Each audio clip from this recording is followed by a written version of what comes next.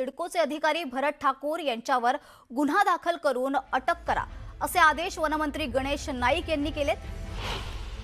तर वाशीत पार पडलेल्या जनता दरबारात नवी मुंबई महानगरपालिकेच्या नगररचना विभागाचे अधिकारी सोमनाथ केकान यांच्या कार्यपद्धतीवरही मंत्री गणेश नाईक यांनी तीव्र संताप व्यक्त केलाय।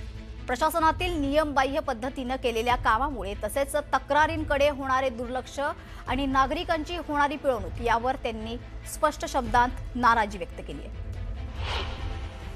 राज्य शासनाने गरजेपोटी बांधलेली घरं किंवा एकूण सवलत दिलेली अमुक वर्षापर्यंतची बांधलेल्या घरांना हात लावू नका, त्यांच्याकडे घरपट्टीची संपूर्ण माहिती त्याने देत असताना सुद्धा त्या लोकांनी अशा चाली तोडल्या आणि लोकांना बेघर केलं।